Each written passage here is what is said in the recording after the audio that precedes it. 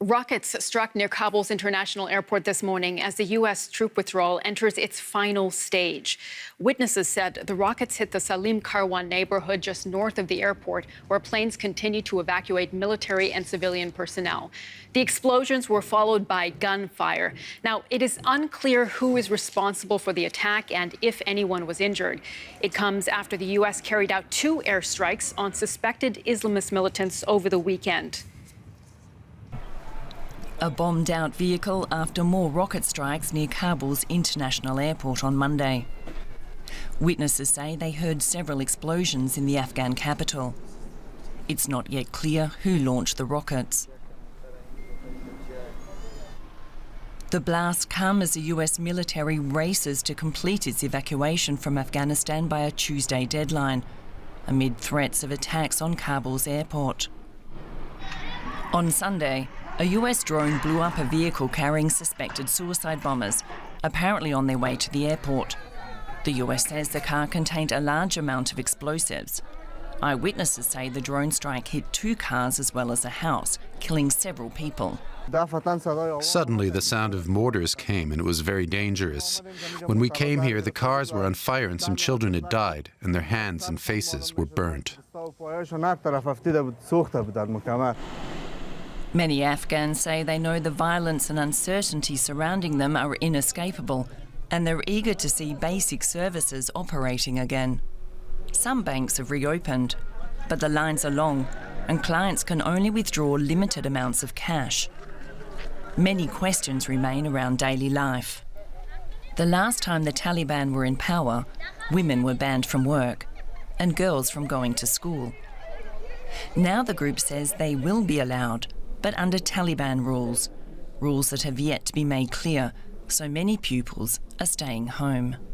We want to study, to come to school, but no one is here in our class. There are 5 people in a class. We want to study and our future will be good if we can, but the situation of our schools is very bad. Unsure of what comes next, Afghans, especially in the capital Kabul, remain on high alert. Let's get the latest from Kabul now. We can speak to journalist Franz Martey, who's standing by. Hi, Franz. Good to see you. What more can you tell us about the rocket fire around Kabul Airport? The rockets impacted in areas around the airport, but apparently didn't cause a lot of damage or casualties, or not that as far as I'm aware. They have been aimed at the airport, it seems. They were fired from a launcher hidden in a car. This modus operandi is like a hallmark of the self-declared Islamic State. So far, however, no one has officially claimed the responsibility. It should also be taken into account that such rockets attacks are nothing new. There have been several during the past 2-3 years. So it is not something completely new. Well, the evacuations are drawing to a close. Are Afghans still going to the airport to try to get out? There's still some Afghans that try to get into the airport. However, usually they try to go with a bus. There have been buses organized by several evacuation flights that then pick people up outside and are supposed to bring them inside. This worked until yesterday or so, but from a person who tried to help evacuees, I have heard that the last civilian got into the airport yesterday, and also only with a lot of problems. So now it seems to be more or less closed, but there's still some people that hope against all odds to make it in. And Franz, what about the Taliban in all of this? What restrictions are they imposing on people who want to leave? So far, it has been chaotic scenes at the airport. So the Taliban supposedly kept only people out without paperwork, but there have been many instances reported where even passport holders, Afghans with a foreign passport, were not let through by the Taliban. After the attack, they pushed the perimeter further away and let even less people in, if at all. So there have been reports that they double-checked manifests on these buses, that really only people who are on lists inside tried to get in. This is a stark contrast to to before, when practically everyone just tried. How it will be in the future remains to be seen. The Taliban have time and time again assured that people with valid travel documents can also leave the country after the evacuation concludes. Journalist Franz Martey reporting there from Kabul. Thank you. Germany's foreign minister is on a tour of countries neighboring Afghanistan to shore up support for continued evacuations. On Monday, he visited the Uzbek capital of Tashkent, where he announced that Uzbekistan is willing to open its borders to evacuees who will then be flown to Germany. The German government says there are more than 10,000 people who still need to be evacuated from Afghanistan. Maas's trip includes stops in Tajikistan later today and Pakistan tomorrow. And DW correspondent Nick Connolly is following the talks in Tashkent for us today. Hi, Nick.